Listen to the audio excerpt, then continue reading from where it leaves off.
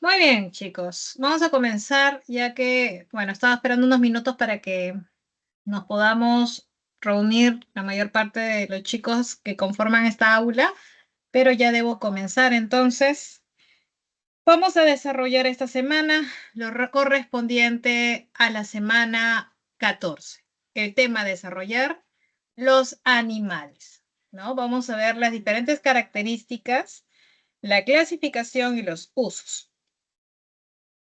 Recuerda que previamente habíamos mencionado en la semana 13 acerca de cómo se clasificaban estos seres vivos, ¿no?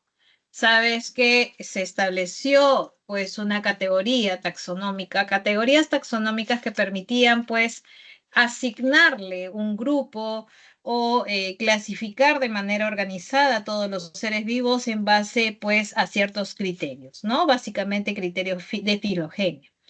Es así que posteriores a los años 90, en base a estos estudios filogenéticos, es que se establece una máxima categoría superior al reino, que viene a ser justamente la categoría dominio. Es así que tenemos, según Gus, tres dominios. El dominio bacteria, el dominio arqueobacteria o arquea, y el dominio Eucaria. Y es dentro del dominio Eucaria donde encontramos a los reinos Animalia, Plantae, Fungi y Protista. En esta oportunidad vamos a hablar tan solo del reino animal, que justamente se encuentra dentro de este dominio Eucaria. Es así que los animales, ¿no? Sabemos que los animales son organismos eucariontes, pluricelulares y heterótrofos. Algunos de los animales se alimentan de plantas, otros se alimentarán de animales, ¿no? Es así que vamos a tener en ellos una diversidad en cuanto a su modalidad de nutrición, pero sí sabemos que la mayoría posee movimiento, ¿no? Movimiento que les va a permitir a los seres vivos, pues, coordinar, ¿no? En este caso, entre las células puedan coordinar y realizar diferentes actividades, pero siempre vamos a encontrar excepciones, sí, y lo vamos a mencionar luego que hay una excepción que no presenta, en este caso, tejido nervioso, que son las esponjas. Bueno, el reino animal va a comprender entre 20 a 30 filas diferentes. Los invertebrados van a constituir la mayor parte, van a representar cerca del 95% de todas las especies de animales conocidas, y el restante, que es el 5%, vamos a encontrar a otros grupos, otros fila, como son el fila Elmicordata, el filum también cordata, ¿no? Y dentro de esto nos encontramos nosotros, ¿no? Los vertebrados. ¿Listo? Entonces, en esta oportunidad te estoy presentando, muy bien, una propuesta de clasificación de los animales bajo el criterio de que si presentan o no tejido. Muy bien. Este criterio de clasificación lo podemos ver a continuación en el material de la separata, ¿no? Que lo tenemos por aquí. Este es el material de la separata, ¿no? Y lo tenemos bien organizadito por acá. Lo voy a checar un poquito. Ahí está.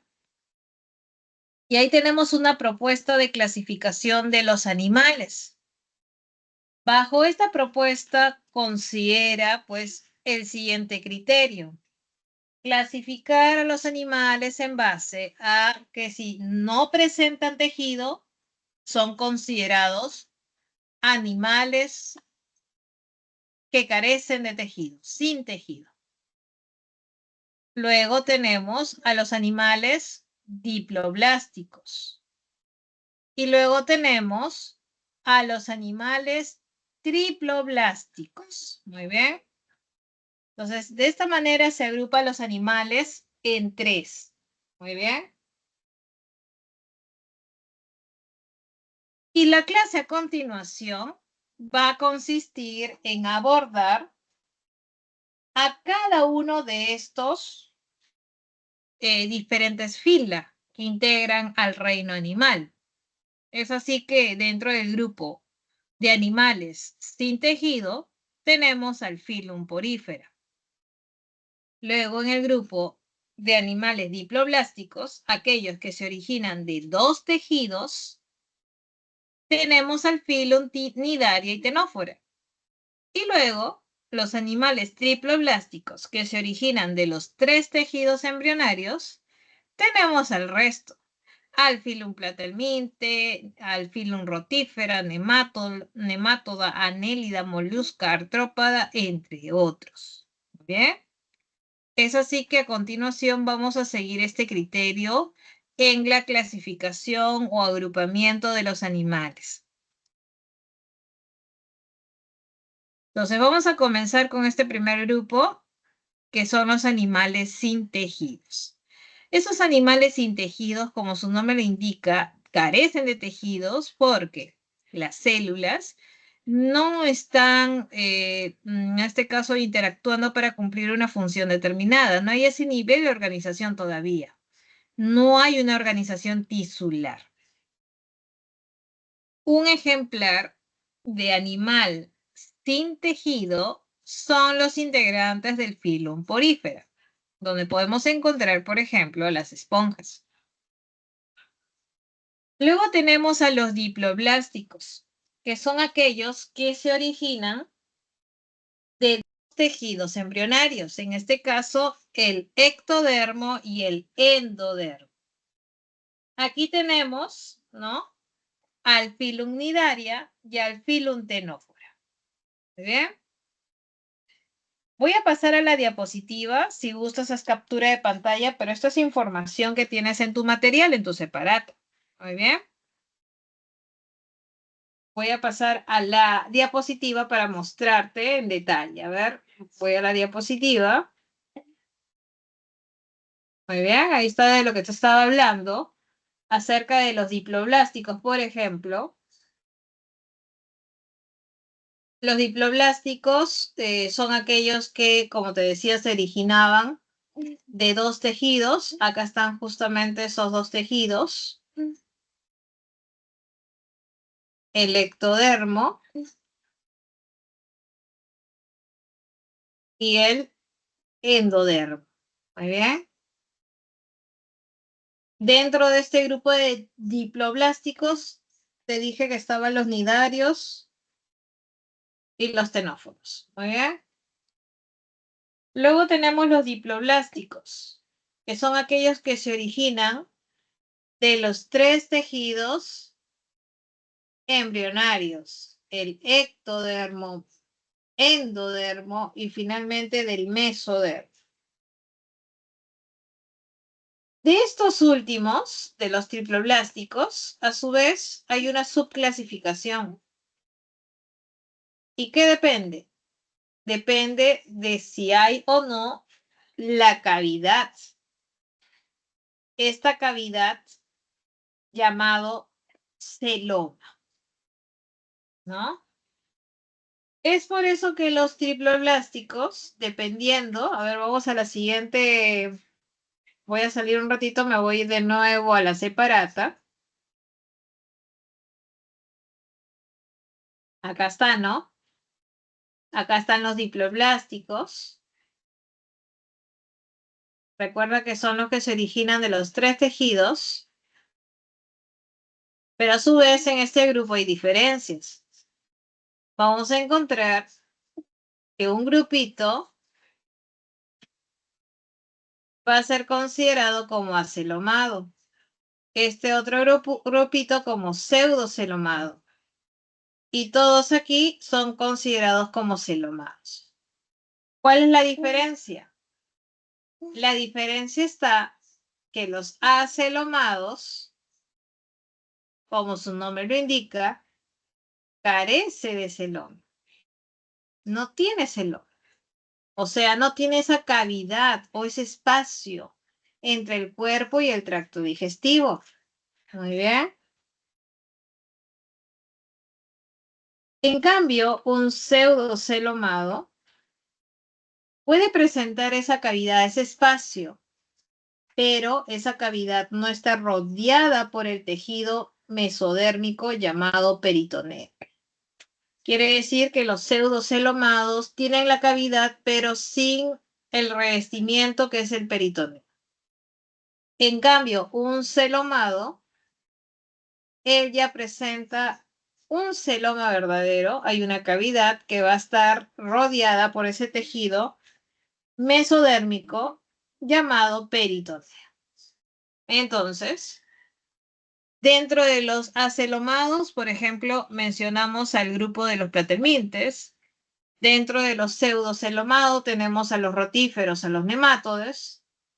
En el grupo de los celomados tenemos la mayor parte, tenemos a los anélidos, moluscos, artrópodos, onicoporos, equinodermata, hemicordata y los cordados. Muy bien, eso es en el grupo de los triploblastos. Esto, chicos. Entonces, esto, como te digo, está en tu material. Hay que repasar y nos vamos de nuevo al PPT. ¿Listo? Espero hayas hecho la captura correspondiente porque a continuación, ¿sabes de qué trata la clase? Vamos a hablar de cada uno de ellos. Vamos a hablar de cada uno de los diferentes filas. El filum porífera, el filum unidaria, el filum denófora, con sus características más resaltantes de cada uno de ellos. ¿Bien? Hacemos captura y pasamos a la diapositiva, regresamos a la diapositiva.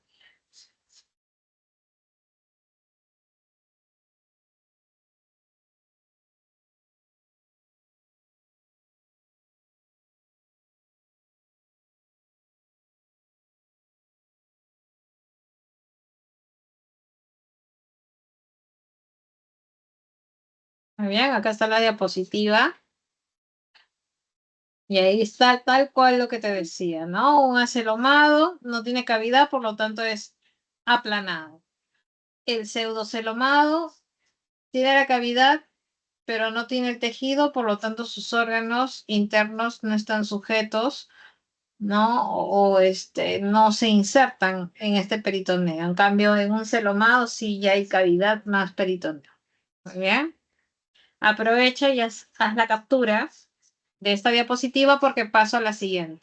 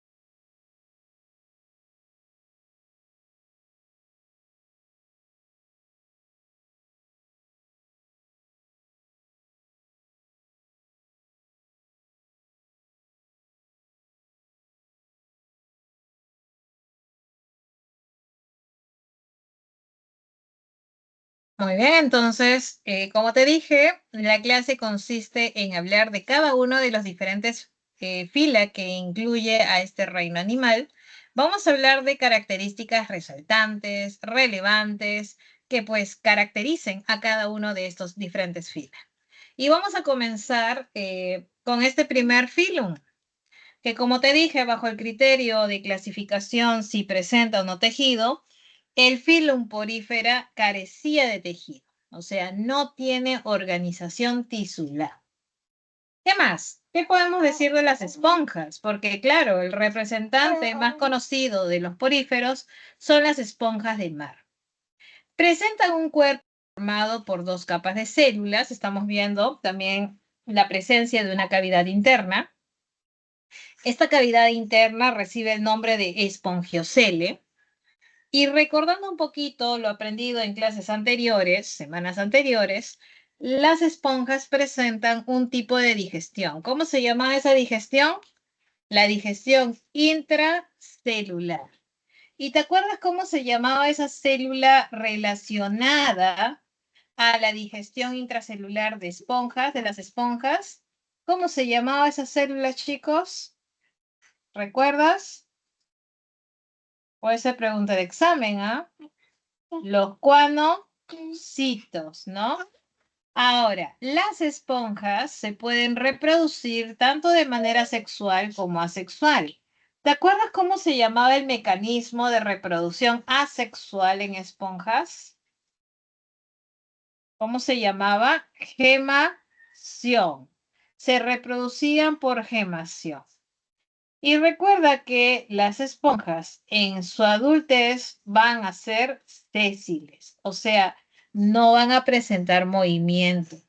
Y el esqueleto de materia orgánica fibrosa se va a denominar, van a presentar esas unidades llamadas espículas, que son unidades esqueléticas calcáreas o silíceas de los poríferos. Recuerda que la mayoría de los poríferos son de ambientes marinos. Muy bien.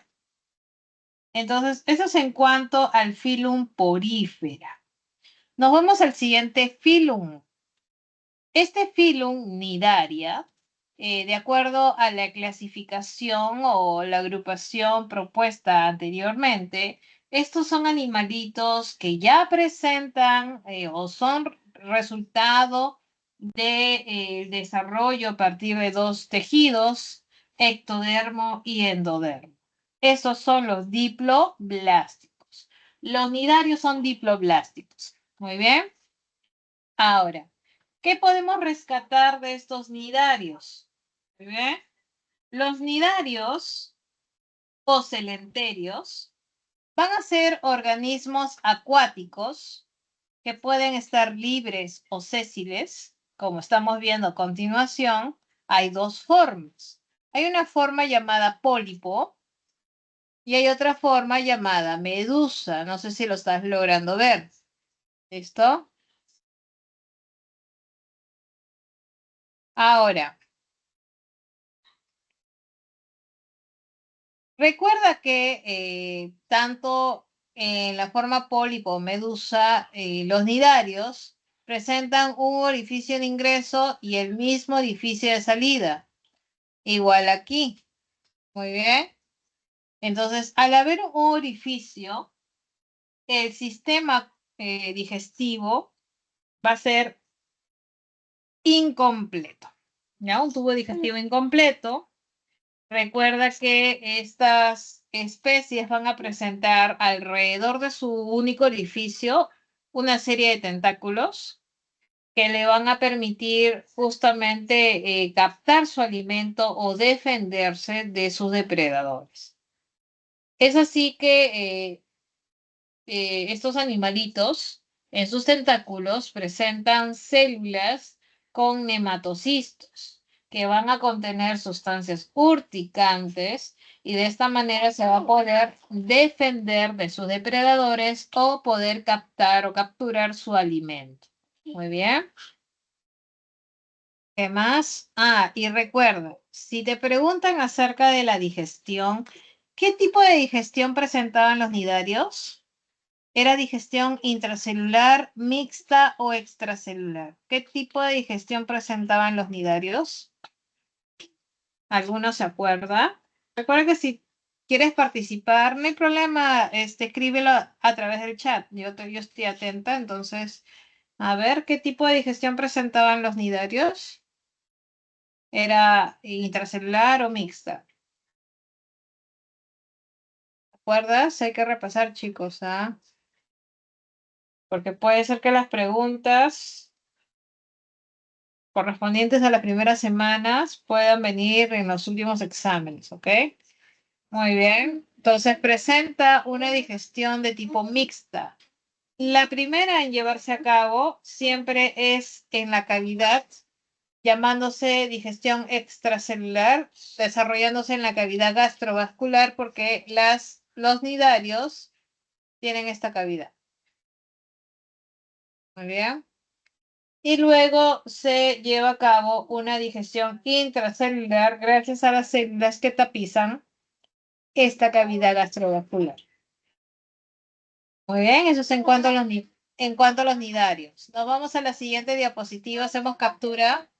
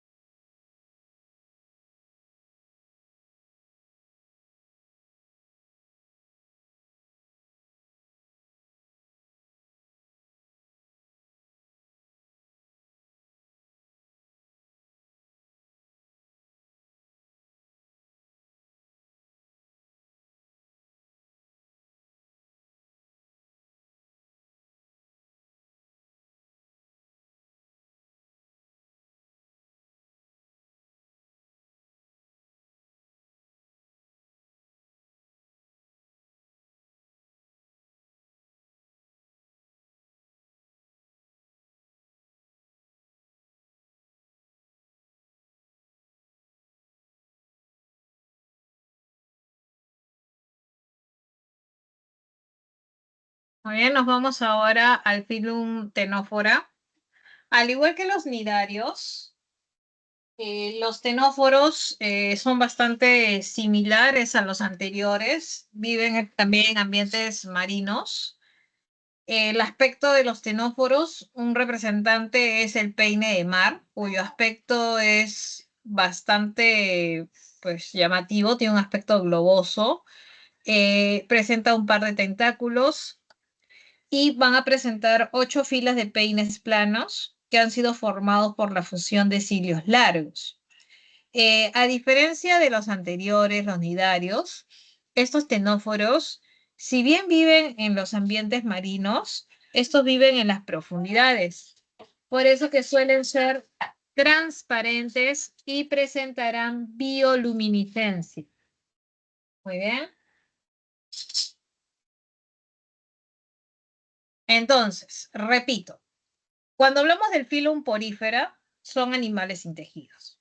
Luego, si hablamos de animales diploblásticos que se originan de dos tejidos embrionarios, tenemos a los nidarios y a los tenóforos. Y luego tenemos a los triploblásticos. Recuerda que los triploblásticos se originaron de 3 tejidos embrionarios. Y ahí tenemos al grupo de los acelomados, donde está, por ejemplo, aquí el filoplatelminte. Luego tenemos los pseudocelomados y finalmente los celomados. Vamos a comenzar a hablar de los triploblásticos y comenzaremos entonces con el grupo de los acelomados. Recuerda, aquellos que carecen de celoma o cavidad. Así tenemos el filum platelminte. A los platelmintes o gusanos planos. Estamos viendo aquí un representante bastante conocido, ¿no? Que es la planaria. Recuerda que los platelmintos presentan una simetría bilateral, un cuerpo aplanado dorsoventralmente. En cuanto al sistema circulatorio, recuerda que ellos carecen de sistema circulatorio y ya tienen algunos de ellos un sistema nervioso formado por un par de ganglios anteriores y cordones nerviosos. En cuanto a su sistema excretor, recordarás que las planarias, por ejemplo, van a presentar estructuras llamadas protonefridios. Son estructuras relacionadas al sistema excretor y las cuales van a estar constituidas por unas células llamadas flamígeras. Estas células, cuando se agita su borla ciliar, asemeja al movimiento de la llama del fuego.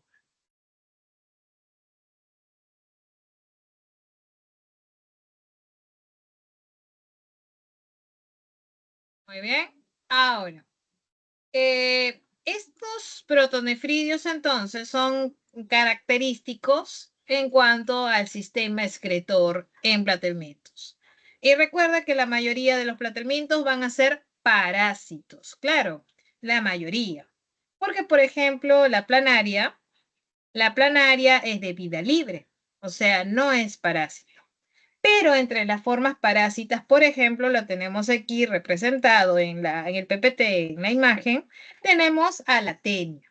Muy bien, y recuerda, si te hacen una pregunta, recuerda que las formas parásitas no van a tener sistema digestivo. ¿Ya?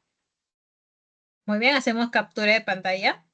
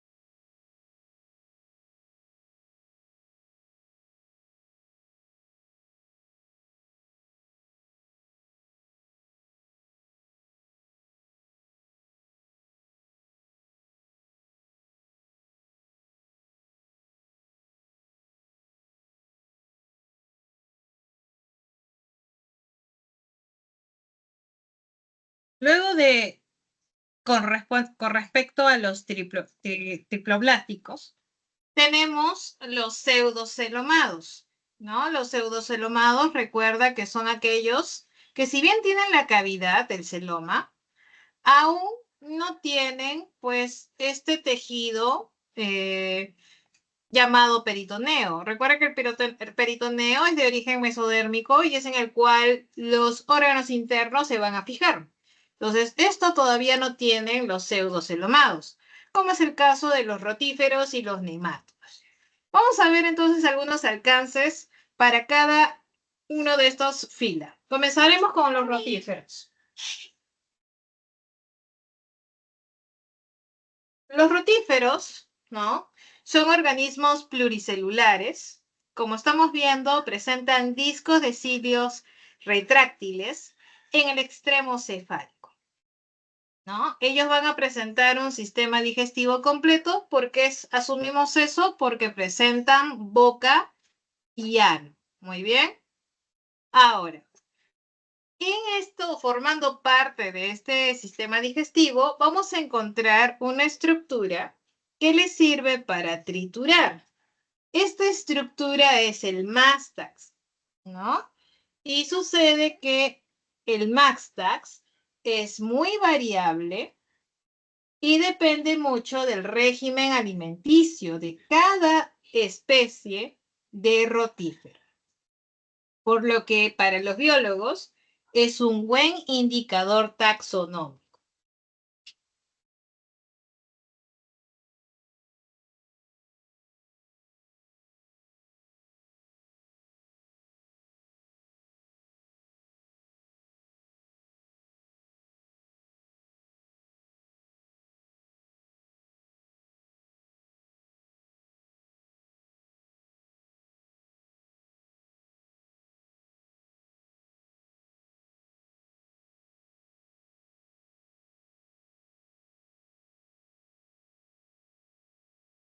Por otro lado, los nemátodos, estos organismos también triploblásticos pseudocelomados, muy bien, Estos se encuentran en todos los ambientes. Hay formas de vida libre, hay formas parásitas, como la que estamos viendo a continuación en la imagen, ¿no? Su cuerpo es cilíndrico, cubierto por cutícula. Presentan un sistema digestivo con dos orificios, sí, boca y ano, y la mayoría tienen sexos separados, o sea, son dioicos. Como te das cuenta, su cuerpo cilíndrico no tiene segmentos. Muy bien. Y, por ejemplo, en la imagen estamos viendo la representación de un buen ejemplar que es la lombriz intestinal. La lombriz intestinal, o también conocida como Ascaris lumbricoides, muy bien, Ascaris lumbricoides, si te das cuenta, es una especie, pues, parásita, porque lo hemos visto representado de repente en muchos libros, videos, cuando estábamos en el colegio. ¿Esto? Y sucede que Ascaris lumbricoides o lombriz intestinal va a presentar algo llamado dismorfismo sexual, ¿no? Así hay varios animalitos que tienen rasgos que nos permiten diferenciar entre el individuo macho y la hembra. Estos rasgos o conjunto de rasgos o características que nos permiten diferenciar entre macho y hembra se refiere a dismorfismo sexual. Y para el caso de Ascaris lumbricoides, el dismorfismo sexual, adivina cuál es. A ver, observa la imagen y mira, ¿qué diferencia? Porque ahí estamos viendo un macho y una hembra. Entonces, ¿qué diferenciará de este individuo macho y hembra? ¿Cuál será ese dimorfismo sexual?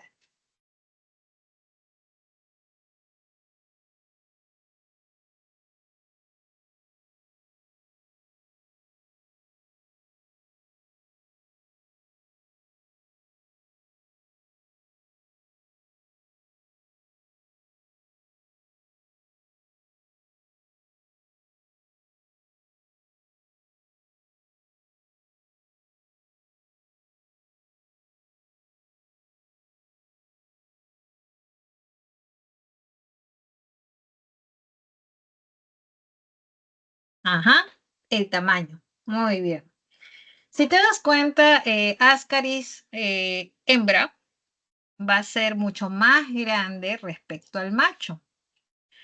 La hembra es bastante grande. Entonces, si te preguntan en el examen, ¿cuál es el dimorfismo sexual en Ascaris? Va a ser el tamaño, ¿ya? Porque el macho, que lo estamos viendo por acá, y te voy a ayudar con una flechita por aquí.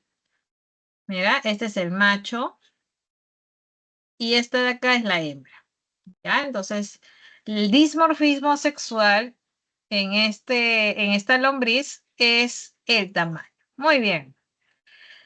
Para terminar, de mencionar respecto a los pseudocelomados, recuerda que estamos ahorita hablando del grupo de los triploblásticos pseudocelomados, como es el rotífero, como son los nematos. A continuación, a partir de los anélidos en adelante, vamos a hablar ya de los triploblásticos celomados, ¿ya? Aquellos que ya van a presentar una cavidad con peritoneo, o sea, un celoma verdadero. Y aquí vamos a comenzar, pues, hablando de estos anélidos, cuyos rasgos o características son bastante conocidas, ¿no? Estamos viendo que el cuerpo es cilíndrico, dividido en varios segmentos iguales, ¿no? Y generalmente en cada segmento viene a ser una repetición de los mismos órganos, ¿no? Sabemos que los anélidos presentan un sistema circulatorio cerrado y muchos son de vida libre, o sea, no parásitos, y otras son formas parásitas, ¿no? Por ejemplo, la lombriz de tierra es de vida libre. El poliqueto, que es un gusano de mar, ¿no? Que tú de repente alguna vez cuando vayas a la playa y veas o busques por la zona de las rocas que se encuentran en la playa, muchas veces cerca de las algas vamos a encontrar una gran cantidad de estos poliquetos. Y también tenemos a la sanguijuela, pero recuerda que la sanguijuela sí es una forma parásita, ¿ya? Porque se alimenta de sangre. Muy bien. ¿Listo? Entonces, esto es con respecto a los anélidos. Muy bien, recuerda que en los anélidos existen especies dioicas como también monoicas. Muy bien. Hacemos captura, por favor.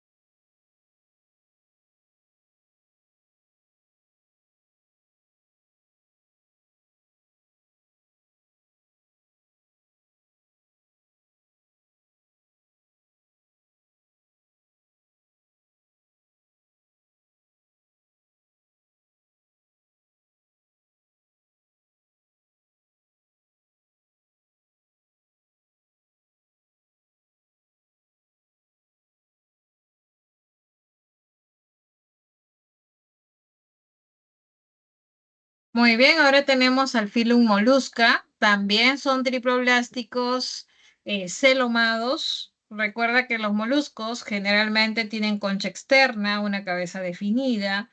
Se pueden encontrar en muchos ambientes. Algo peculiar o particular en ellos es la presencia de una rádula que es como una lengua con dientes. Ellos presentan branquias filamentosas, la mayoría presentan un pie muscular ventral. Tienen una membrana delgada que cubre el cuerpo, denominada manto. Este manto secreta carbonato de calcio. Y esos individuos pueden tener especies monoicas como dioicas. Recuerda que el término monoico hace referencia a hermafrodita y el término dioico hace referencia a que los sexos están separados, ¿no? Por ejemplo, acá tenemos algunos representantes de los moluscos, el caracol, la almeja, el pulpo. Por ejemplo, con respecto al pulpo, el pulpo forma parte del grupo de los cefalópodos, ¿no? Un grupo dentro del grupo molusca, del filum molusca, y siempre los cefalópodos son un grupo un poco más evolucionado respecto a los otros moluscos, ¿ya? ¿No? Por ejemplo, con respecto, ¿te acuerdas semanas atrás cuando hablamos del sistema circulatorio? Los pulpos ya presentaban un sistema circulatorio cerrado, ¿no? Entonces, en cambio, los otros moluscos presentaban un sistema circulatorio, pues, abierto. Muy bien. Luego tenemos al Phylum Onychopora. Los onicóforos, como es el caso de los peripatos, que son bastante parecidos a los anélidos. Muy bien. Estos son más o menos cilíndricos. Su segmentación no es visible, como si lo ves en los anélidos. Es una segmentación interna.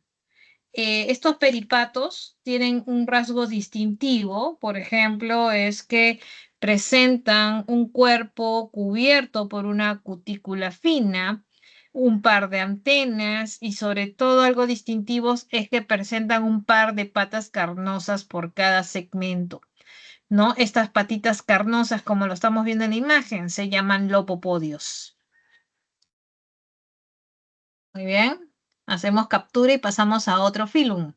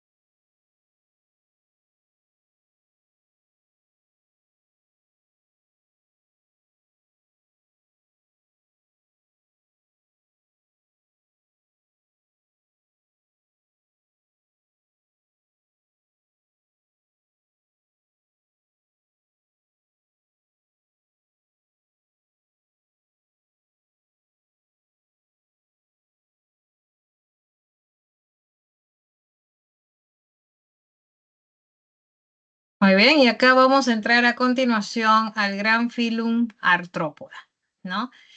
Dado que el filum Artrópoda incluye a una gran variedad, diversidad de animalitos, es preciso en clase mencionar a las diferentes clases importantes que incluyen o que forman parte de este filum, ¿no? A continuación voy a mencionar las diferentes características particulares de cada una de ellas. Pero comenzaremos con características generales que todo artrópodo presenta. ¿Cómo qué características generales? Por ejemplo, presentan todos ellos cuerpo segmentado, apéndices articulados, un exoesqueleto quitinoso, un sistema digestivo completo, un sistema circulatorio abierto. Son características generales que todo artrópodo presentará. Ahora nos vamos con las características particulares de cada clase. Comenzaremos con la clase insecto.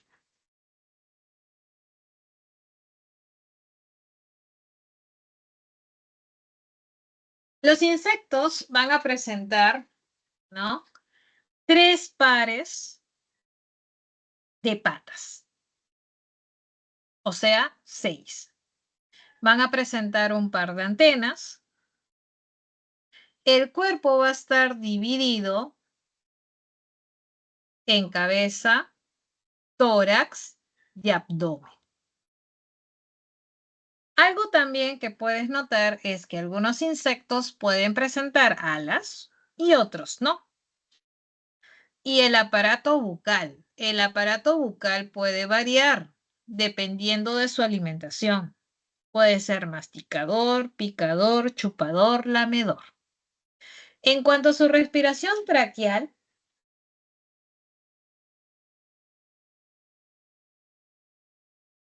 su respiración traqueal está presente en los insectos y el desarrollo indirecto es bastante común en los insectos, ¿no? Obviamente, el desarrollo indirecto se refiere a la metamorfosis. Otra característica que podemos mencionar, por ejemplo, en el caso de los crustáceos, ahora nos vamos con los crustáceos, es que en ellos, en vez de estar dividido en cabeza, tórax y abdomen, en los crustáceos es cefalotórax y abdomen, nada más. En cuanto al número de patas, difiere con los insectos, son 5 pares, o sea, tienen 10 patitas los crustáceos. Y además tienen 2 pares de antenas, a diferencia de los insectos. La respiración también difiere. La respiración en los crustáceos es branquial. Muy bien. Y su sistema excretor está formado por las glándulas antenales. Con respecto a los arácnidos, también el cuerpo está dividido en cefalotórax y abdomen. Muy bien. Entonces, ¿quiénes incluyen a este grupo de arácnidos? Tenemos a las garrapatas, tenemos a las arañas, a los escorpiones, ¿no? Y ellos van a presentar 4 pares de patas, respiran por tráqueas y también hay otro modo llamado pulmones en forma de libro. Ellos, los arácnidos, no tienen metamorfosis, sino tienen desarrollo directo, ¿no? O sea, cuando nacen como pequeñas, por ejemplo, arañitas y solamente crecen en tamaño. En cambio, los insectos sí pueden pasar por toda una metamorfosis, por cambios bastante notables durante su desarrollo. Los arácnidos tienen desarrollo directo, por lo tanto. Muy bien. Otra clase que forma parte del filum Artrópoda son los diplópodos. Y aquí tenemos al famoso mil pies. ¿Y por qué se le llama mil pies? Porque en cada segmento vamos a encontrar no un par, sino 2 pares de patas. El cuerpo, como estamos viendo, es más o menos cilíndrico, segmentado, claro. Las antenas, como son, bastante cortas respecto al 100 pies, que lo vamos a ver más adelante. Y la mayoría de estos individuos, 1000 pies, van a ser herbívoros. A diferencia de los quilópodos. Los quilópodos, donde encontramos al 100 pies, por ejemplo, su cuerpo es alargado, aplanado. En cada segmento encontramos un par de patas, excepto el primero y los dos últimos. Van a ser carnívoros. Por eso hay que tener cuidado con los 100 pies porque presentan glándulas de veneno y presentan antenas largas, a diferencia de los 1000 pies. Muy bien, chicos. ¿Hasta ahí tenemos alguna duda? Por favor, hacemos captura y pasamos a la siguiente.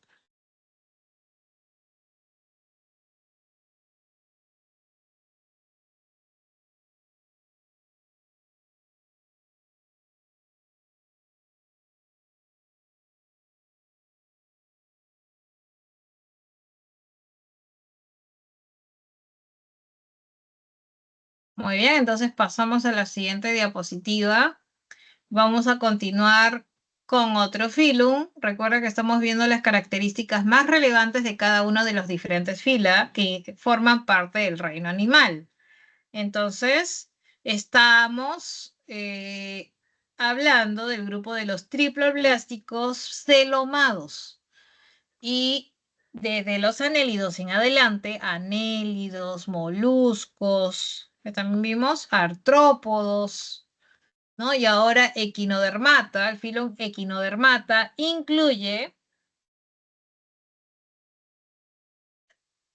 a animalitos generalmente con el cuerpo espinoso y sobre todo con una simetría pentarradial. Así tenemos, por ejemplo, al erizo de mar, a la estrella de mar, y que su locomoción viene a ser por ambulacros. Esto es, constituye parte del sistema acuífero y todos estos individuos viven en el ambiente marino. Muy bien. Por otro lado, tenemos al filum hemicordata. Un buen ejemplar o representante de los hemicordados es el balanogloso. Como te das cuenta en la imagen, el balanogloso tiene un aspecto de gusano dividido en tres regiones. El óvulo preoral, también conocido como probóscide, el collar, que es una zona intermedia, y finalmente el tronco. Los hemicordados son sedentarios, ¿no? Y viven en el ambiente marino. Recuerda que los hemicordados cuentan nada más con estructuras llamadas hendidura branquial, ¿no? Es un rasgo distintivo de ellos, y estomocorda, ¿no? Son estructuras distintivas de los hemicordados. Finalmente, para considerarse ser un cordado, debe presentar por lo menos tres estructuras, que lo vamos a ver en una siguiente diapositiva. Hasta aquí, por favor, hacemos captura de pantalla.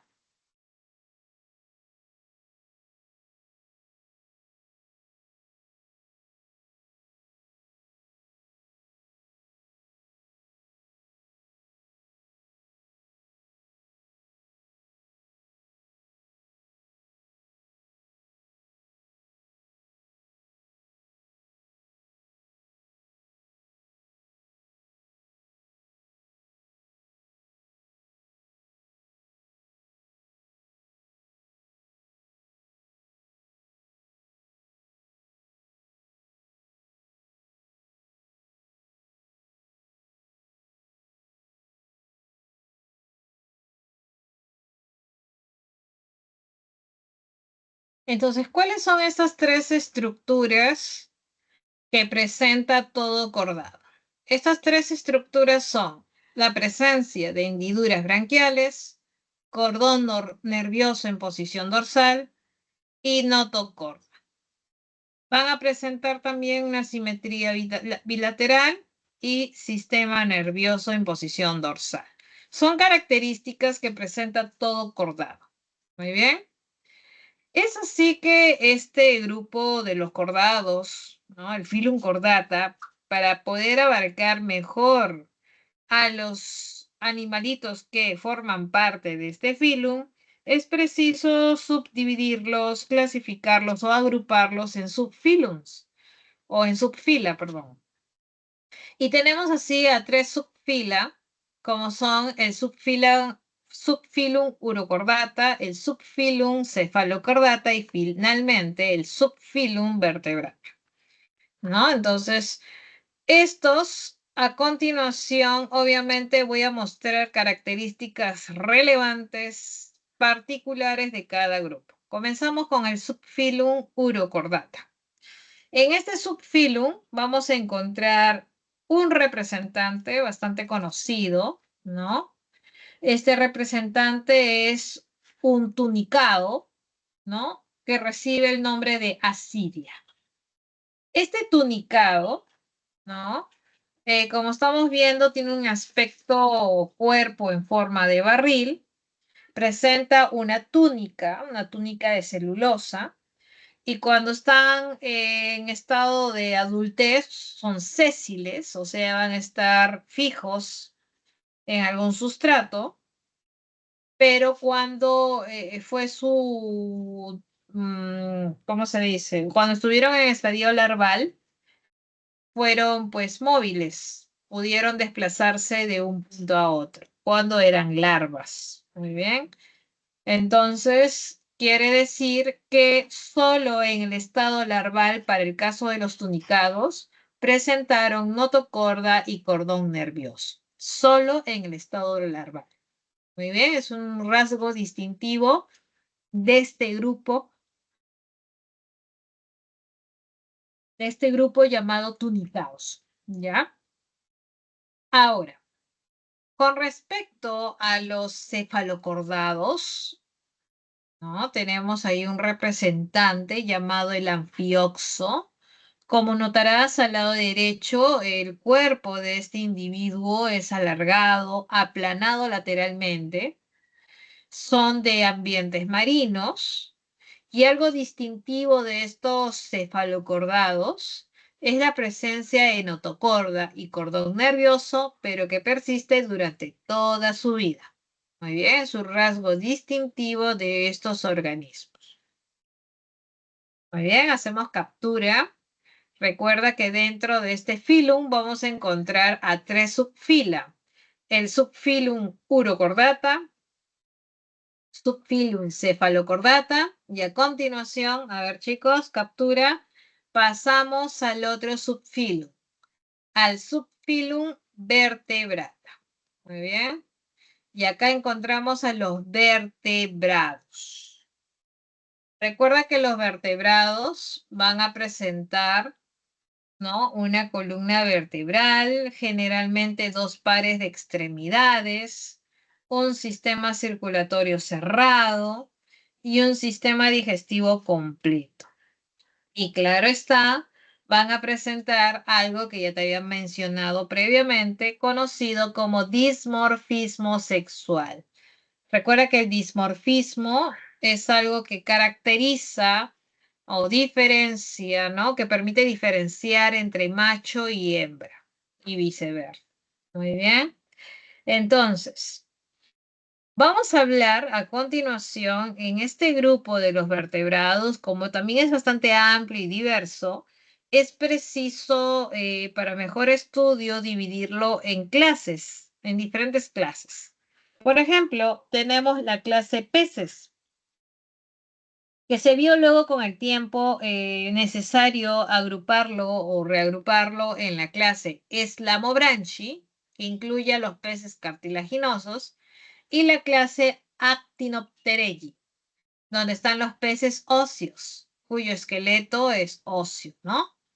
Luego, también formando parte de los vertebrados, tenemos la clase anfibia, la clase reptilia, la clase aves y la clase mamíferos. Repito, cada una de estas va a presentar rasgos distintivos que lo vamos a mencionar a continuación, ¿no? En cuanto a los peces, ya te había mencionado previamente que la clase Eslamobranchi y la Actinopterygii, la diferencia principal es que la Eslamobranchi agrupa a peces con esqueleto cartilaginoso. En cambio, los otros sería esqueleto óseo. De ahí ambas clases comparten presentar aletas, escamas, respiración branquial, ¿no? Vejiga natatoria algunos y línea lateral. Pero lo que sí ambos van a compartir es que van a ser poiquilotermos. ¿Qué significa? Cuya temperatura corporal va a depender de la temperatura del medio ambiente. ¿Ya? Luego tenemos la clase anfibia, ¿no? En la clase anfibia, ¿no? Tenemos a diferentes representantes, como es la rana, el sapo, la salamandra, entre otros. Entre los anfibios vamos a notar la presencia de una piel lisa, húmeda, debido a la presencia de muchas glándulas. Estos van a presentar un tipo de respiración llamado, en la adultez, van a presentar una respiración por saco pulmonar y también cutánea cuando son adultos, porque cuando fueron larvas, tuvieron una respiración branquial. Entonces, si yo te digo cuando fueron larvas o cuando son adultos, de entender que estos animalitos pasan por una serie de estadios bastante, pues, cambiantes, ¿no? Sufren cambios en su morfología, ¿no? Cambios drásticos. Entonces, te da a entender que estos anfibios van a presentar un desarrollo indirecto, también conocido como metamorfosis. Muy bien.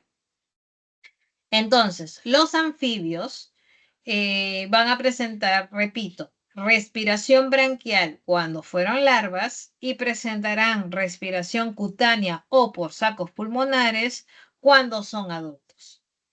¿Ya? Al igual que los peces, los anfibios son poiquilotermos. Significa que su temperatura depende de la temperatura del medio ambiente. Los reptiles también van a ser poiquilotermos, o sea, su temperatura depende de la temperatura del medio ambiente. En cuanto a los reptiles, la piel es seca, el cuerpo está cubierto por escamas córneas. A diferencia de los anfibios, los reptiles ya presentan respiración pulmonar. Muy bien. Los sexos están separados, ¿no? Y presentan los reptiles desarrollo directo. Muy bien. En cuanto a las aves van a presentar su cuerpo cubierto por plumas. Los miembros anteriores han sido transformados en alas. Presentan, al igual que los reptiles, respiración pulmonar. Presentarán sacos aéreos. Su boca se ha transformado en pico. Los sexos son separados, ¿no? Y a diferencia de los demás, las aves y los mamíferos van a ser homotermos. ¿Qué significa? Su temperatura corporal no depende, no se deja influenciar por la temperatura del medio ambiente, no depende. Entonces, ellos tratan de mantener una temperatura constante. Entonces, eso es con respecto a las aves. Finalmente, dentro del subfilum vertebrata o de los vertebrados también tenemos a la clase mamífera. Recuerda que es caracterizada por la presencia de glándulas mamarias. Su cuerpo puede estar cubierto por vello, lana, crin, cerda, entre otros. Y la temperatura va a ser constante, van a ser conocidos como los homotermos. Recuerda que la fecundación es interna y pueden ser vivíparos, a excepción, claro, de los monotremas, que son ovíparos, colocan huevos, ¿ya? Son mamíferos que colocan huevos. ¿Quién? El ornitorrinco, por ejemplo, ¿no? ¿Listo? Hacemos captura, chicos, y continuamos con la siguiente.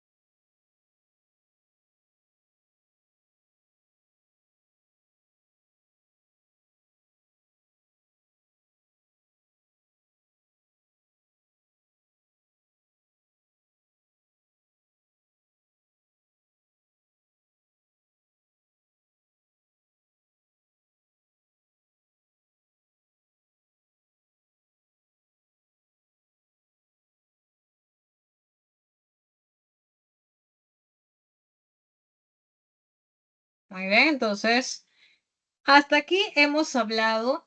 Voy a presentarte nuevamente esta clasificación, este agrupamiento de los animales en base al criterio de cómo, si presentan o no tejidos. Por ejemplo, como te decía, si carecían de tejidos, eran animales sin tejidos. Y acá estaba el Phylum Porifera. Si se originaban de dos tejidos embrionarios, eran los diploblásticos y encontrábamos a los nidarios y tenóforos. O si se originaban de los triploblásticos, o mejor dicho, se originaban de los tres tejidos, eran los triploblásticos. Aquí tenemos al resto, los platelmintes, rotíferos, nemátodos, anélidos y en adelante. Pero a su vez, dentro de los triploblásticos dependía si había o no la cavidad. Si no había esa cavidad, eran acelomados. Y si había una falsa cavidad o falso celoma, se llamaba pseudocelomado. ¿Pero qué le faltaba? La membrana, el peritoneo.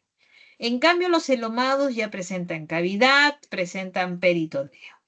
Muy bien, y acá está justamente incluido en este grupo anélidos, moluscos, artrópodos, onicoforos, equinodermata, hemicordata y finalmente cordata.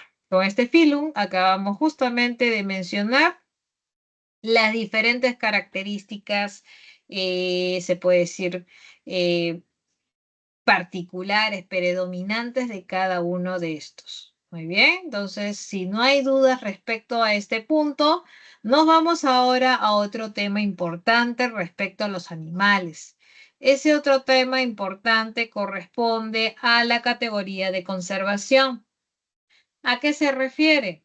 Nosotros sabemos que los animalitos, desde la aparición de estos animalitos, el hombre ha utilizado a los animales de diversas maneras. Fuente de alimento, o de repente para la confección de sus vestidos, vestimenta, o para vivienda, o para la elaboración de algunos utensilios.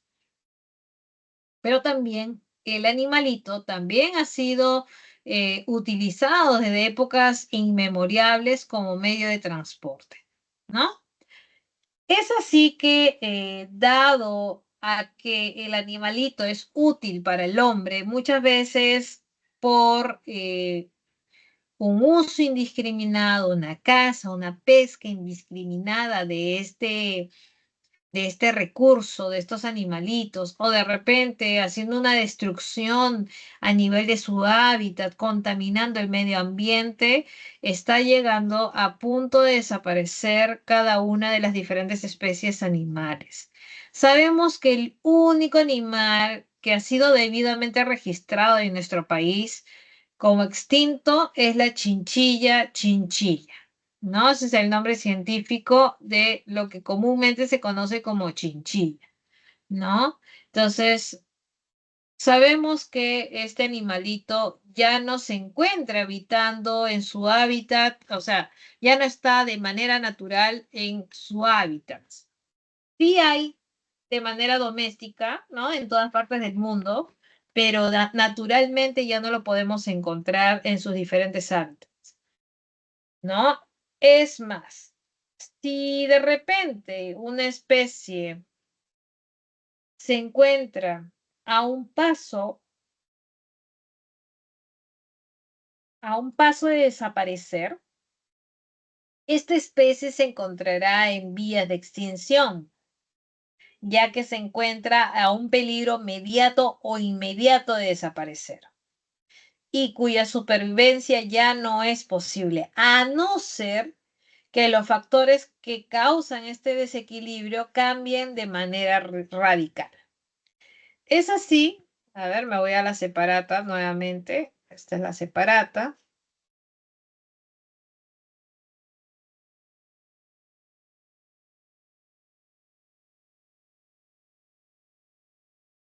Y acá está. Justamente respecto a las categorías. Y ahí tenemos que el único animal debidamente reportado como extinto es la chinchilla chinchilla. Luego tenemos especies en peligro crítico o peligro de extinción. Tenemos alrededor actualmente de 64 especies de nuestra fauna. Tenemos a continuación la rana andina de Junín, la rana del Titicaca, la pava aliblanca, el zambullidor de Punín, el suri, el guanaco, el mono choro de cola amarilla. Tenemos también al tapir andino, la cortarrama peruana, el guapo colorado, el churrete real, ¿no? Y así tenemos a varias especies en peligro crítico, ¿no? Están como que a un paso de entrar a peligro de extinción, ¿no? O animal extinto, o ser un animal extinto.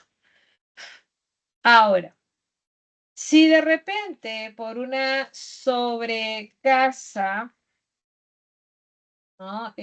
O sobrepesca, puede ser que algunos animalitos entren en una situación conocida como situación vulnerable.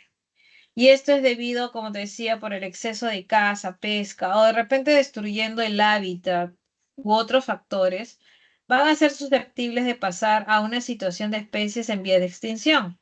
Aquí tenemos, por ejemplo, en situación vulnerable, tenemos al frailecillo, al machín negro, al machín blanco, al armadillo gigante, a la vicuña, al ave nacional que es el gallito de las rocas, el pelícano peruano, el piquero común, el guanay, la charapa, la tortuga verde, la boa. Son especies en situación vulnerable. Y lo vamos a ver a continuación. Esto recuerda que es un material que tienes a la mano, es la separata. Vamos a ver aquí el PPT, ¿no? Te menciona acá justamente algunos representantes de especies en peligro crítico y en peligro de extinción. Ahí está justamente la pava aliblanca, el tapir, el mono choro de cola amarilla, ¿no? El zambullidor, el delfín rosado, el suri, entre otros. Muy bien. Y a ver, haz captura, pasamos a la otra para mostrarte a los que están en situación vulnerable.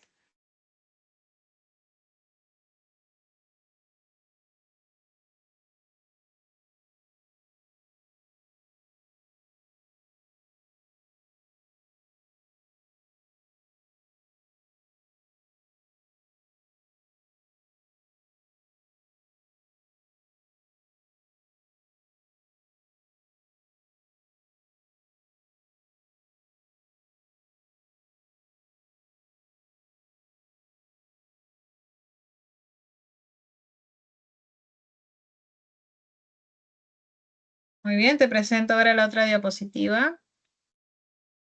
A ver, ahí está.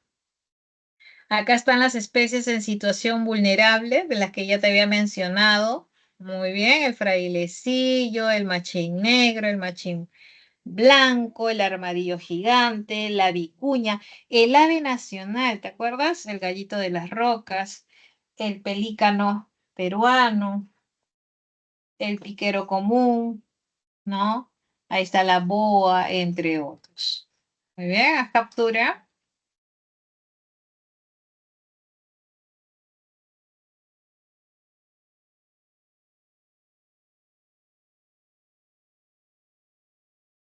Listo, entonces vámonos con otra diapositiva. Y acá está otro tema también relacionado con los animalitos. Sucede que los artrópodos, como puede ser, por ejemplo, los insectos que pertenecen a este filo, van a constituir más de los 2/3 del reino animal. Y pocas de las especies que afectan al hombre y a los animales domésticos van a ser justamente estos insectos que pueden ocasionar daños, sea de manera directa o indirecta. A ver, ¿de qué manera? Vamos a abordar de manera directa. A ver, ¿de qué manera estos artrópodos directamente causarían alguna enfermedad? A ver, de la siguiente manera. Por ejemplo, si hay un contacto de la piel con larvas de alguna polilla, se puede producir alergia por las sustancias tóxicas de sus pelos urticantes, por ejemplo. O también podemos mencionar otro ejemplo. El gusano tornillo, como lo estás viendo en la imagen, ¿no? En el PPT. pueden horadar la piel y también puede horadar el tejido subcutáneo de animales domésticos como también del hombre. Muy bien, ¿no? Y causaría una enfermedad llamada miasis. O por ejemplo, ¿no? El piojo. El piojo, basta que un piojo hembra, ¿no? Llegue a la cabeza del cuero cabelludo de, no sé, de un niño, por ejemplo, que son los más afectados. Deja un huevecillo, deja varios huevecillos para que luego el niño termine por infestarse de piojos, ¿no? Y estos piojos a su vez basta que salten a otra cabecita para que luego se propague. Entonces, de esta manera, ¿no? Directamente este piojito estaría causando pues esta enfermedad, ¿no? O de repente la sarna, que es causada por un ácaro, este ácaro vive formando galerías en la piel causando esta enfermedad. Entonces, directamente este ácaro está causando la enfermedad. Muy bien. Pero de manera indirecta, ¿cómo sería? Es cuando, por ejemplo, el insecto o el artrópodo está siendo utilizado por el verdadero agente causal. Estaría siendo utilizado como vehículo o como medio de transporte, ¿cierto? Ajá. Entonces, por ejemplo, si de repente sobre el cuerpo de la cucaracha o sobre el cuerpo de la mosca se encuentren bacterias que causen, no sé, una diarrea, basta que, no sé, a ver, la mosquita que tiene externamente esa bacteria se pose sobre una manzana, manzana que te la comiste y nunca la lavaste. De esa manera, la mosquita actuó como vector, como vehículo del verdadero agente causal. Esta bacteria que te va a dar una intensa diarrea, ¿cierto? Entonces, la mosca simplemente ha sido utilizada como vehículo, ¿no? Así como la mosquita, la cucaracha también. Pero el agente causal de la enfermedad se encuentra sobre el cuerpo. Esto se llama indirecto mecánico, porque el agente causal está sobre el cuerpo del insecto. Y es indirecto porque el insecto está siendo utilizado como vehículo. Y por otro lado, se le dice indirecto biológico cuando el insecto, ¿no? Va a llevar al agente causal, pero este se ubica dentro del insecto.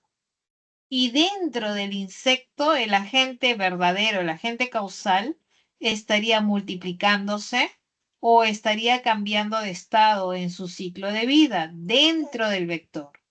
Si es dentro del vector, se llama biológica. Así tenemos, por ejemplo, ahí te muestran al chinche, ¿no?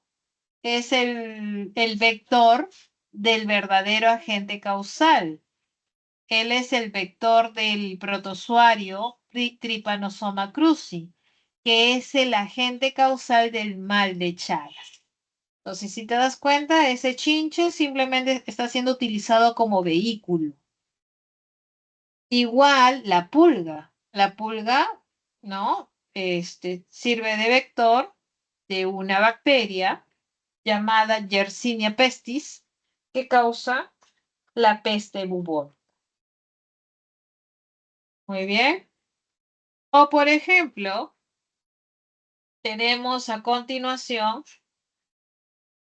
otro vector, en este caso un zancudo, un mosquito, ¿no? Del género Anopheles, ¿no? Este mosquito puede ser vector del verdadero agente causal, ¿no? En este caso, un agente causal puede ser un protozoario del género Plasmodium, que es el agente causal del paludismo malaria. Muy bien. Entonces, la transmisión puede ser, repito, de manera directa o indirecta. Y a su vez, la indirecta puede ser mecánica o biológica. Muy bien. Listo, chicos. Si hay alguna duda, por favor, házmelo llegar levantando la manito o escribiendo tu duda en el chat. Hacemos captura, por favor.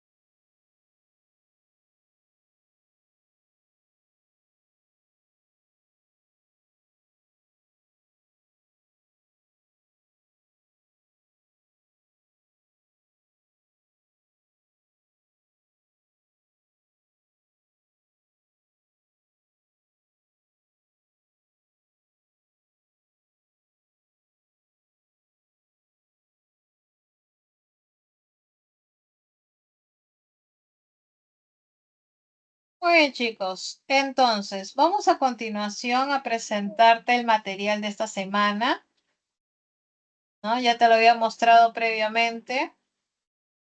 En esta semana ustedes tienen a su disposición este material, el cual fue ya entregado, donde justamente te va a permitir complementar la clase del día de hoy. Hay bastante información para leer, para complementar la clase. Muy bien. Ahí está con respecto a qué son los acelomados, eh, los celomados. eh, Hay imágenes de los representantes principales de cada uno de los diferentes filas que incluyen al reino animal. Ahí está, bastantes representaciones,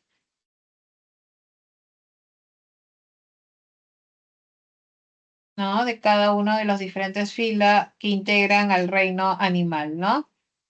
Está ahí las imágenes que te van a permitir hacer la comparación también. ¿Listo? Ahí están los semicordados y ahí están justamente los cordados, ¿no? Y a su vez estos se subdividen en tres subfilum,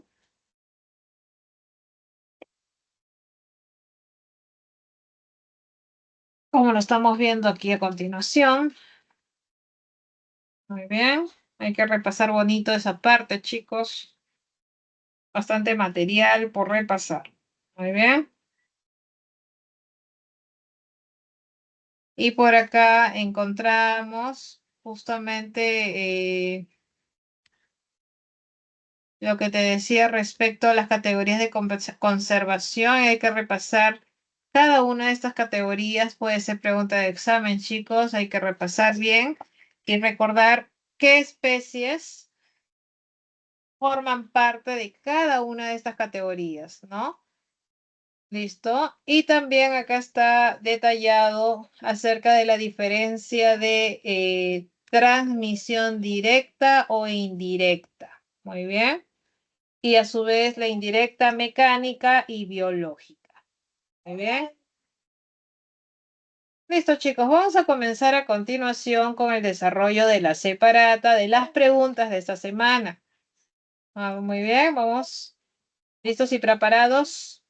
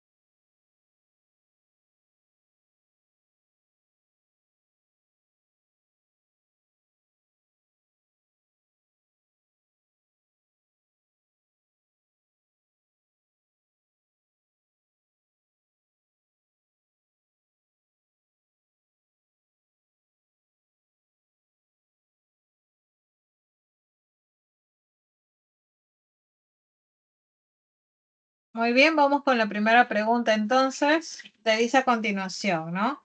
La presencia de un sistema digestivo completo, con presencia de molinillo gástrico, mandíbulas y 5 pares de patas, son características de los crustáceos y además poseen glándulas verdes que se ubican debajo de las antenas. ¿Y funcionan cómo? ¿Cuál es la función? Te dice, ¿no? Entonces, recuerda que el estómago de los crustáceos presenta una estructura que consta de 3 dientes. Esta es la llamada molinillo gástrico. Muy bien. Este molinillo gástrico se encarga de la digestión mecánica del alimento. Por otro lado, las glándulas verdes en los crustáceos van a ser consideradas estructuras para realizar la excreción y se ubican debajo de las antenas. Muy bien. Entonces, ¿cuál sería la clave de la primera pregunta? La primera sería ¿cuál? Esta, la B. Muy bien. Por lo tanto, la clave de la 1 está en la B. ¿Bien?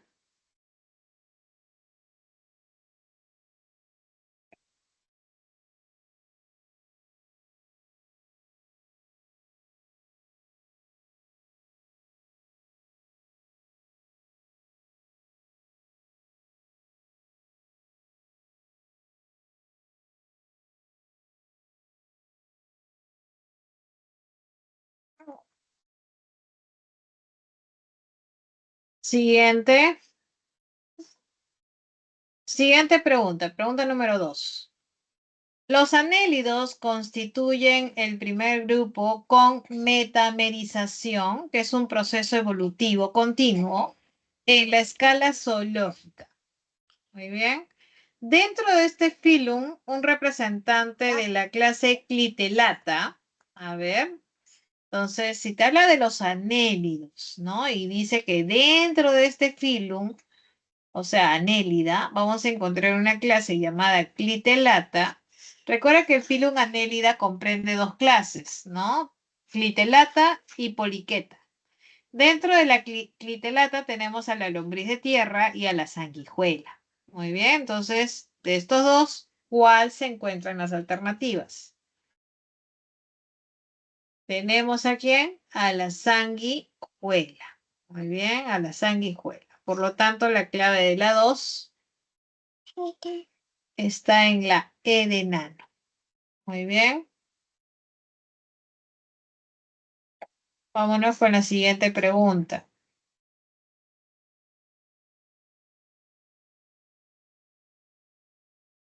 Pregunta número 3. Muy bien. Te dice, los mamíferos se caracterizan, te dice por acá, por la presencia de glándulas mamarias, glándulas sudoríparas, presencia de pelos y que ser vivíparos. Entonces, respecto a esta última característica, o sea, de que sean vivíparos, no está presente en un grupo cuyo representante distintivo es, claro, ¿te acuerdas que te mencioné que los mamíferos eran vivíparos a excepción de los monotremas? Los monotremas colocan huevos y un representante de los monotremas era el ornitorrinco. El ornitorrinco también es conocido como platipo, que viene a ser el representante más conocido. Pero por si acaso, chicos, hay otro representante que también es conocido como el equidna. El equidna también es otro representante del grupo de los monotremas. Recuerda que el dragón de Komodo, ese dragón es un reptil, ¿ah? No es un mamífero. Por lo tanto, la clave está en la C.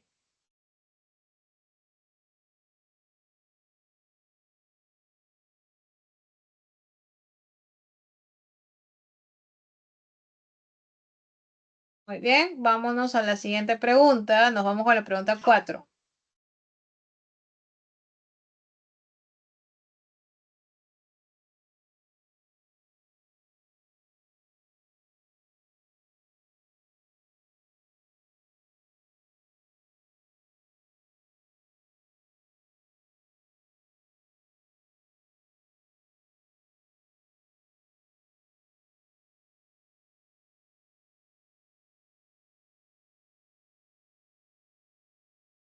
La pregunta número 4 dice a continuación. Los moluscos se caracterizan por presentar manto, concha externa, cavidad palial, respiración branquial, reproducción sexual. Entre los moluscos, los bivalvos son conocidos como filtradores. ¿A qué se debe que se le digan filtradores? Recuerda que los moluscos bivalvos, como los choros, las ostras, los mejillones, etcétera, emplean sus branquias para filtrar agua y obtener, además de oxígeno, plancton, que les sirve de alimento. Muy bien, entonces, ¿cuál sería la clave de la 4? Estaría en la B, ¿cierto? 4B.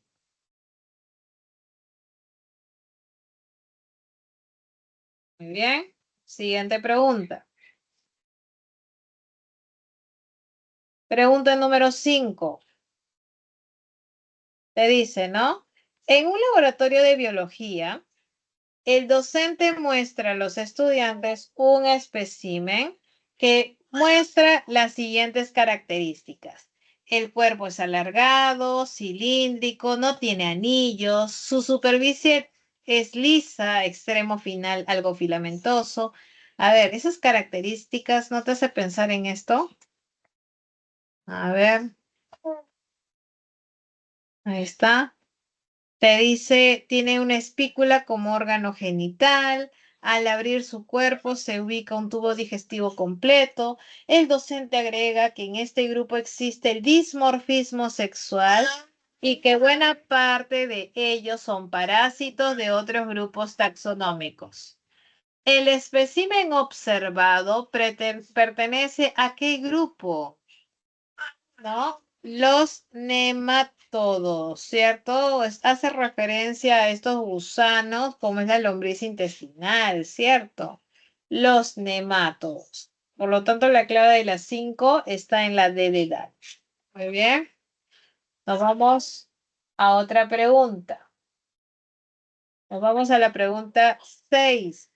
Muy bien. Te dice, en el Perú, ¿no? En el Perú, y nos vamos por acá.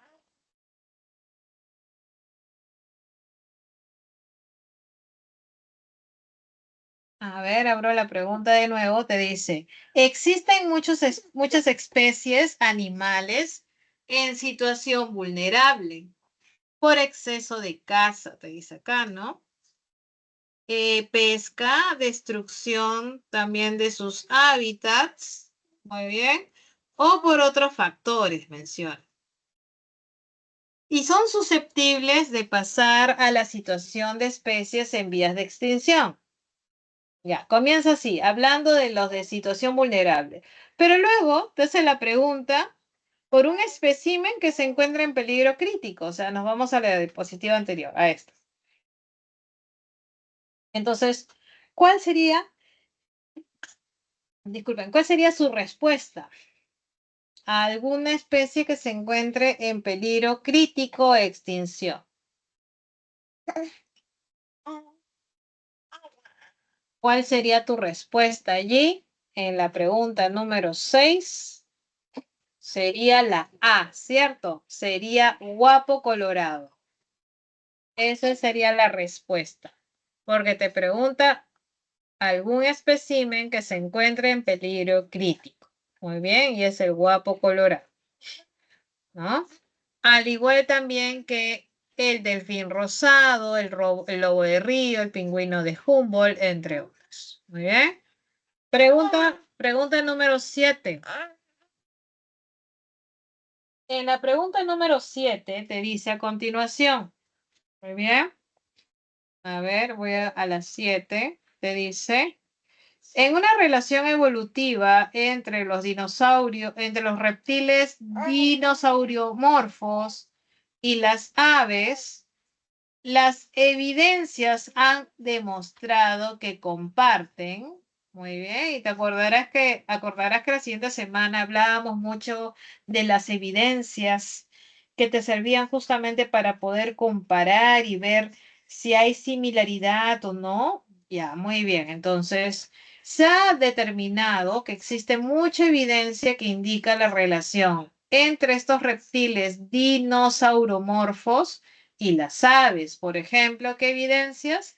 La presencia de huesos huecos, la presencia de una quilla, músculos pectorales desarrollados, huevos con saco vitelino. Por ejemplo, también la presencia de una protuberancia craneal que es pequeña, aguda, que le permite a las crías romper o rasgar la cáscara del huevo, la presencia de plumas, la presencia también de moléculas de ADN y proteínas bastante similares. Son varias evidencias que acercan, ¿no?, a una estrecha relación entre estos individuos.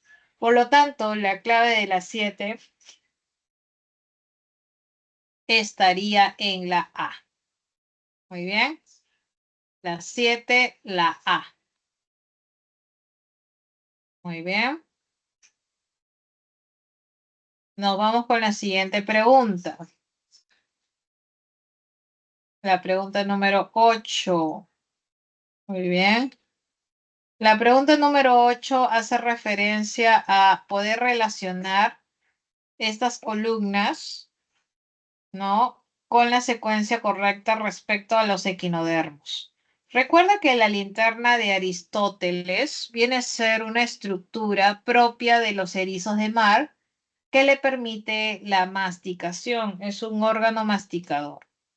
Luego, las estrellas de mar presentan un estómago evaginable y el lirio de mar son animales sésiles, o sea, aquellos que no se van a poder desplazar de un punto a otro. Por esa razón, la secuencia correcta, ¿dónde está? A ver, aquí, en la B. Bien.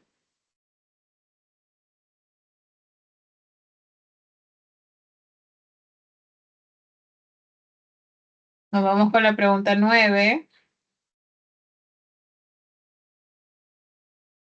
Te dice, Mobula virostris es conocida como la manta gigante, que a pesar de su tamaño carece de aguijón venenoso en la cola. Es un pez que pertenece a la clase Elasmobranchi.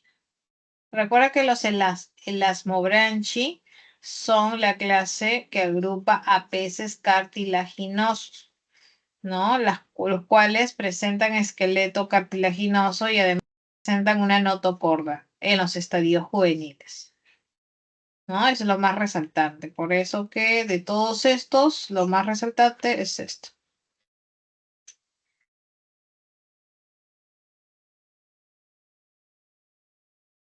Muy bien. Luego tenemos la pregunta número 10. Te dice, ¿no? Los animales diploblásticos presentan solo dos capas de células germinales, ¿no? Y claro, eso lo habíamos revisado inicialmente por acá, ¿no? Ahí está. Los diploblásticos, dos capas. Muy bien. Entonces, durante su desarrollo. Por esta razón, estos animales no podrán formar, si solamente tienen dos capas, o sea, ectodermo y endodermo, no tienen mesodermo, por lo tanto, no formarán, ¿qué cosa? Celoma. El celoma es una estructura relacionada al mesodermo.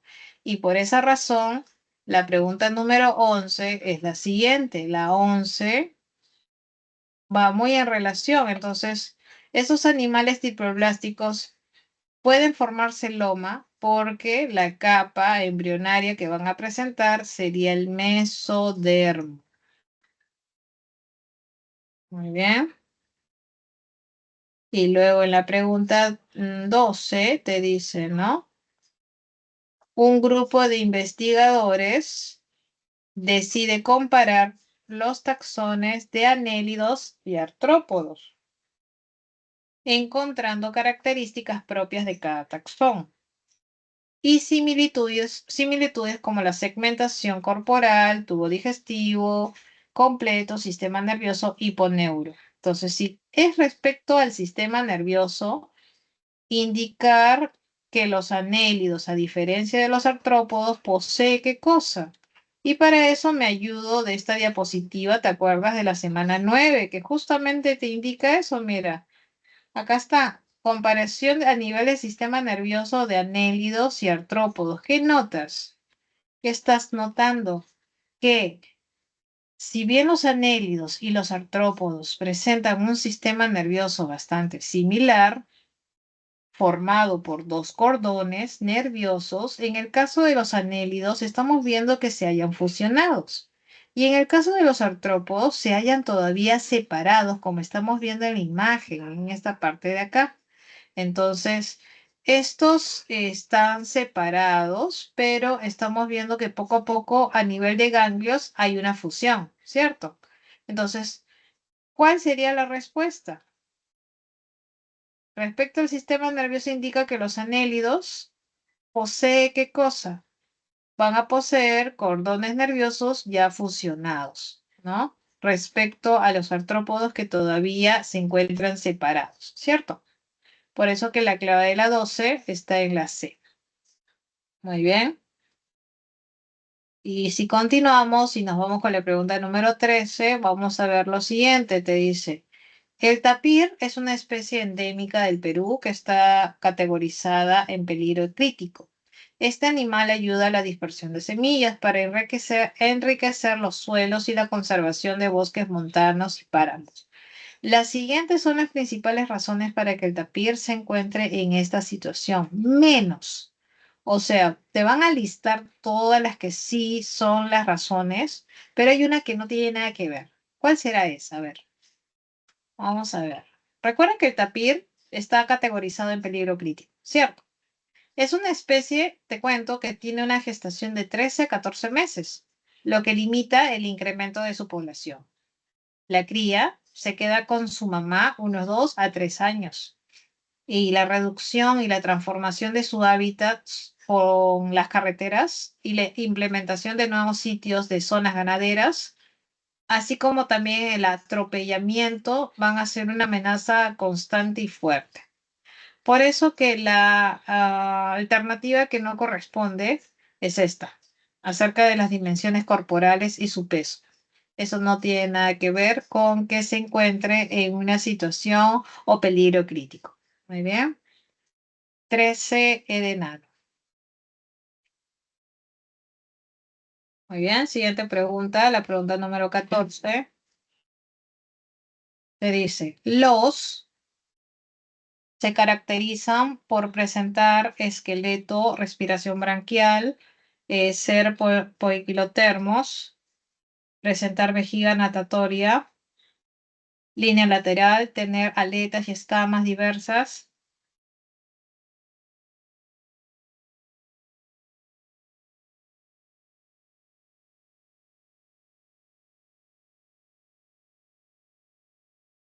Muy bien. Entonces, basta que te diga que tiene respiración branquial, vejiga natatoria, haz un pez. ¿Pero de qué tipo? ¿Cartilaginoso o óseo? Serían los óseos. 14C. Y finalmente la pregunta número 15, hasta la 15, te dice, ¿no? Muchos artrópodos actúan como vectores de enfermedades, ¿no? Por ejemplo, los insectos. En el dengue, por ejemplo, el vector va a ser un mosquito. Claro, este mosquito va a trasladar al agente causal del dengue. Pero también este mosquito se ha comprobado que no solamente transmite al agente causal del dengue, sino también al agente causal de la fiebre amarilla, también de la fiebre del Zika, del chikungunya, la fiebre de Mayaro.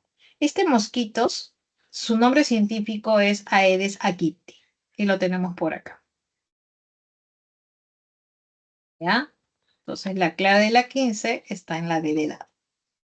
Muy bien, chicos. Hasta aquí tenemos alguna duda, ¿todo está claro? Muy bien. Si no hay dudas, no hay consultas, me despido entonces. Oye, chicos, doy por terminada la clase, entonces nos vemos hasta la siguiente. Hasta la próxima, chicos. Chau, chau.